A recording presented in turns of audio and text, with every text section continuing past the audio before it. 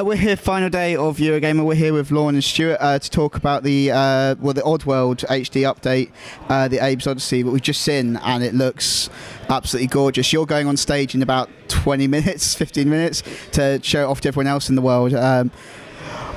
Lorne, how does it feel to sort of hand your baby over to other people and have them working on it? You know, if they're making it better, it's a fabulous thing, right? And I think this team, the Jaw team, proved that, particularly with Stranger HD. And so the thing that I love is this is really sort of the remakes that fans would do, because they bring that same sort of love and integrity and sincerity to the brand that the original crew had. And so it's a wonderful thing, you know. And when it comes to the new Abe, it's HD is what people have talked about it so far. It's really a brand new 3D from the ground up, as you're seeing, you know. So it's and the new name is Abe's Oddysee New and Tasty. And the fan community named it. We had a little competition, and they named it, and came back with fabulous possibilities. But New and Tasty seemed perfect, because in the original game, New and Tasty was sort of the deadly end of Abe, you know, and this is really a rebirth of Abe. So New and Tasty seemed just perfectly appropriate. I love that as a name. It's very cool. And like you say, you know, it's a complete update. Stuart, how did you find it, sort of going with that update, but also trying to stick to the original concept of the game and the aesthetics? As Lorne said, you know, first and foremost, I am a fan. You know, I've played these games for 15 years when they first came out in September '97, and I've been bugging. I mean, it came about because I've been bugging a friend of Lorne and mine to bug Lorne to remake this, and he's going, "All right, well, he doesn't want to do it. Doesn't want to do it." And then we got talking in 2009, I think it was, and then all along the way we eventually started doing Stranger, and at the same time I was going, Abe, Abe, Abe, Abe, Abe, Abe, Abe, and that's where it came from. And the first and foremost thing to me was two things. One is to stick to the original gameplay, 2D gameplay. So that has not changed and will not change at all. The gameplay is as was in terms of it's a 2D game, platform game. The second thing was I always like gutted that those environments in the backgrounds didn't do more. I mean, the example I give this sort of thing is Ridge Racer. Ridge Racer is a fairly run-of-the-mill race on the course game, but you've got all the things going off in the background when you're racing, which don't attract or do anything to gameplay, but they're there and just add something to the atmosphere of the game. So with Abe, doing this, what we're doing now, it's bringing those backgrounds to life. And the first bit you saw near the start, when you go through the first door, where in the original game you had a small, tiny square of animating barrels. Now you've got 4 huge conveyor belts taking barrels in every way, shape across the background vista, and that's the kind of thing I want to do, is to bring life to those backgrounds, and that's what we're doing. You know, the game's the same, but those backgrounds are now living. But you know, but I personally, you know, based on what I'm seeing and being at the studio, you're selling yourself a little short, because they're doing a lot more than just a background, right? Yeah. And what they're focusing on, which is what makes it very exciting to me, what I call neo-nostalgia. What we're looking at is a real, authentic approach to neo-nostalgia, which is, how do they take the, you know, if we were listening to our audience, right? Our audience is saying, we want more Abe in the classic style. And we said, well, okay, but how do we surprise you with that?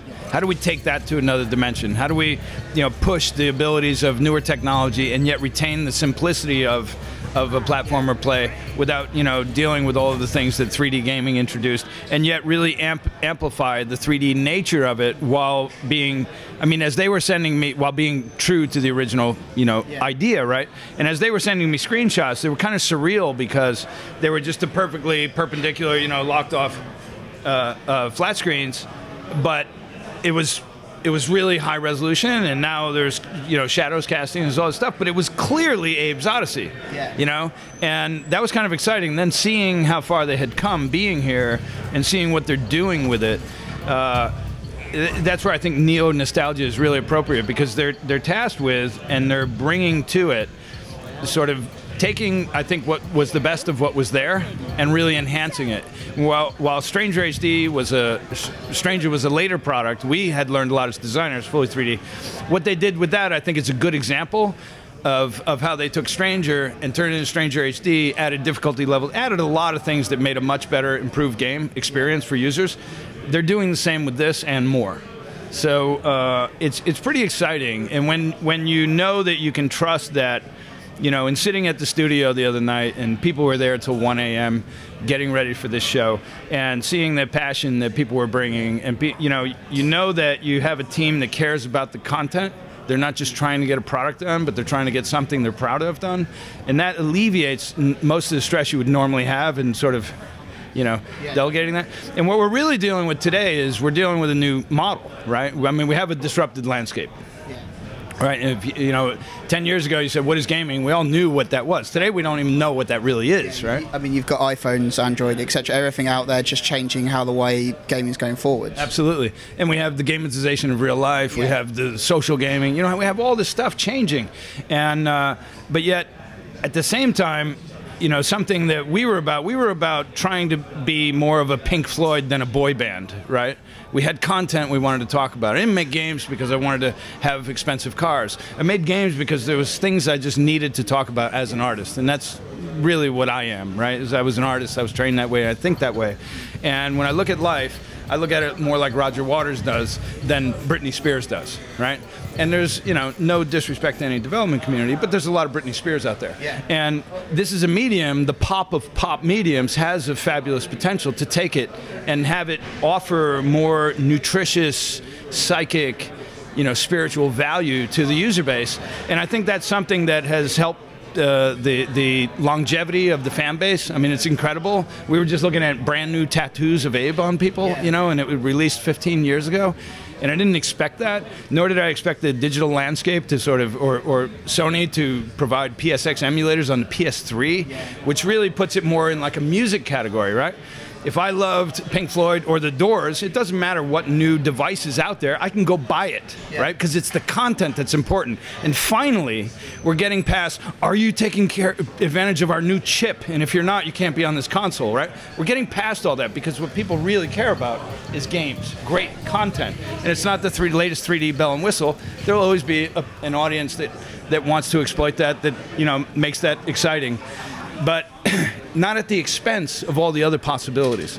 And so what we have today, what this relationship is truly a micro-publisher, because that's what we are. If you see it coming from us, we're paying for it, right? Quite literally, as no one else is funding this stuff. And so in that relationship, the agreement, the deal is that the profit that can be made on this goes into the bank to fund new projects. Right? They're not funding Ferraris and gas for the G5, right? It's about new content. And how can we, because we're a micro-publisher, which is we're only publishing ourselves right now, and it wouldn't have been possible pre-digital landscape, because of that, we're able to look at each risk and step it up. So if we said the first risk is just seeing how the Oddbox might do on Steam, and then eventually the PS3, right? And that was a risk, and it actually did quite well. Well enough to say, what can we do with Stranger HD? You know, what love can we bring to that? At what price point? And instead of relying on needing to sell, you know, 1.7 million units week one or we're dead, right? We can say if we sell 50,000 units week one, everyone still has a job, and we get to keep making games. So it's really, Oddworld was always about sustainability in its content, right? A lack of a sustainable world. Because really, when we looked at the world, and this is what I felt, we're screwed. We got big problems. Now, today, those problems are more obvious to everyone. When I first started making this stuff, people were like, you're anti-capitalist. And I couldn't say, yeah, you're right, but they were, right? Because everyone thought it was still a good thing. You know, I knew other things were going on, and we had big problems that we have to start dealing with, and that inspired the content. So as a micro-publisher, taking risks, with each success, we're able to take larger risks. And with the agreement, it's truly like sustainable farming, you know? And it's more like sharecropping than serfdom, right? So if we prosper, the fans will prosper. And the real stroke of luck that we have is that Oddworld was a globally recognized brand.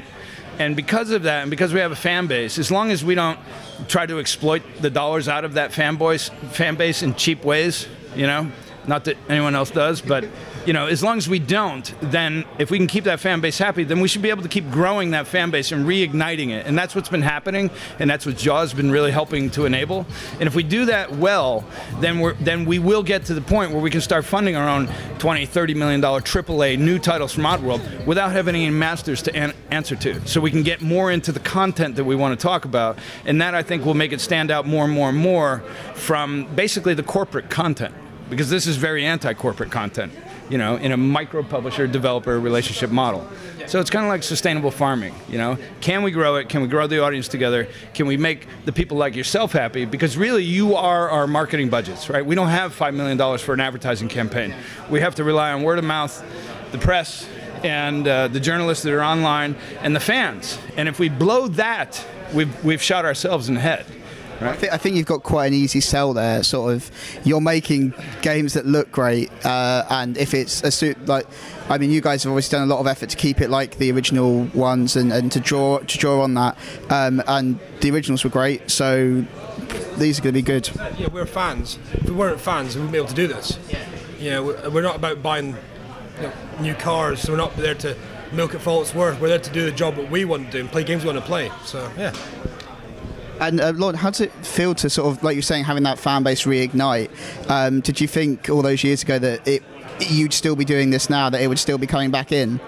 Well, I thought that I would be able to keep on the AAA train, you know. But what happened, and it's an industry thing. What happened, you know, is just that I didn't expect that games were going to start costing, you know, $30 and $40 million. And when that starts happening, something else happens, which is this. Out of all the game designers that you're aware of today, how many are working on titles that you're aware of? That is the common response. Right? You have to think about it. Right? There's a reason for that, because all the incentives have been lost. And so we basically have, in the AAA landscape, is corporate games, committee games, you know. But we're not having Pink Floyd games, right? Go. Oh. Yeah. I was just thinking. Lorne, Stewart, thanks very much for talking to us.